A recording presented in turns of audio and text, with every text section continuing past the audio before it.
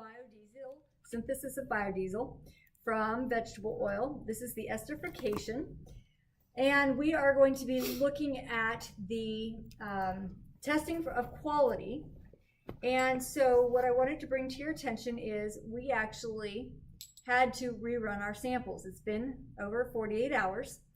And when we went to record the second half, we found that we did not have our trans esterification completion.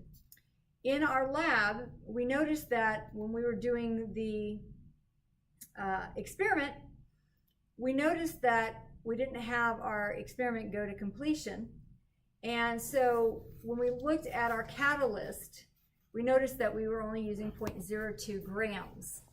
And at the bottom of our two test tubes here, you'll notice that in the one on my right hand, your left, you will see that you have very little precipitate.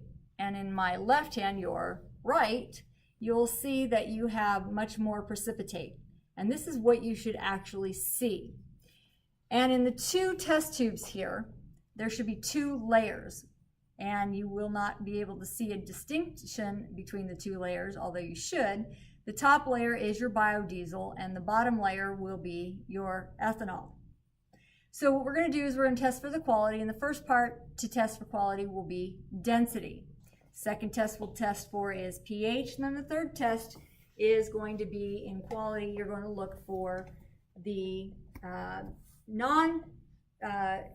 completion is you will see triglycerides that did not meet the completion by the triglycerides transforming.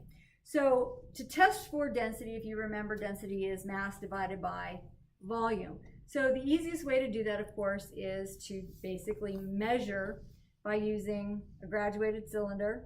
So we'll go ahead and get the weight of our graduated cylinder. And you can just use a simple 1 ml sample. And I actually did this ahead of time since we already ran into problems the first time. So I'm going to take the weight of my graduated cylinder. I'll measure it out.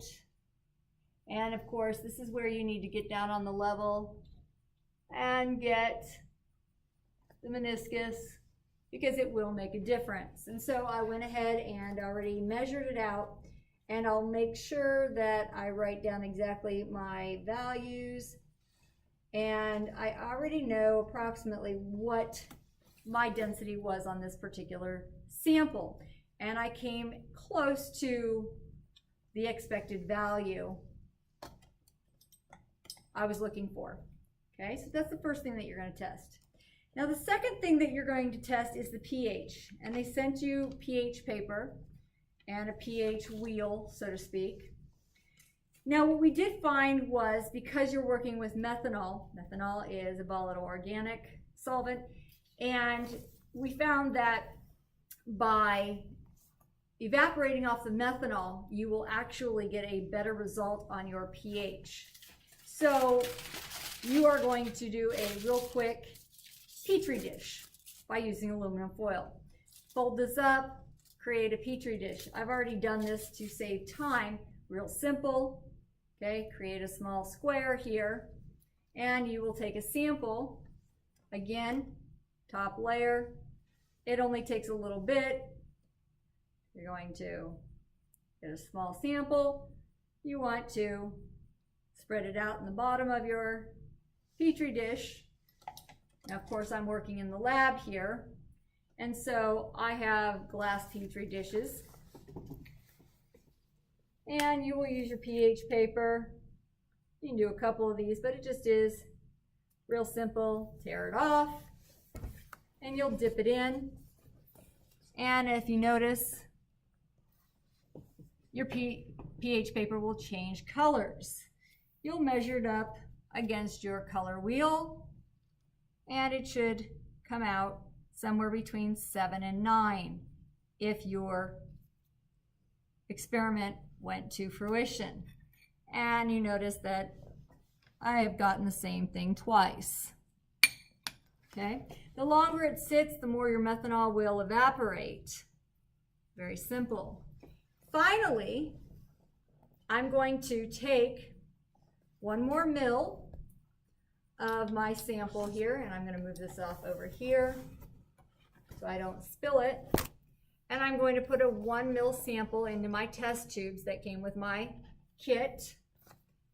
And then I'm going to measure 7 more mils into my graduated cylinder. I've done this ahead of time, save time.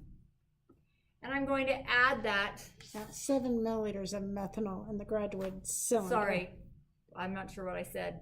7 mils of methanol into my graduated cylinder, 1 mil of my sample biodiesel, and I'm going to look for purity. This is something that we test in laboratories regularly for whether or not we've completed our reaction.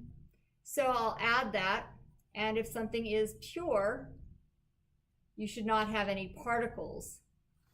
Now, according to this, based on what I see here, we've had a complete transformation of our biodiesel.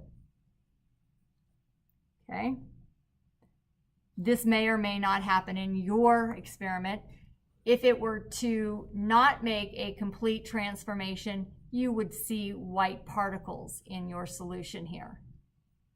Okay, thank you very much. We'll see you at the next lab.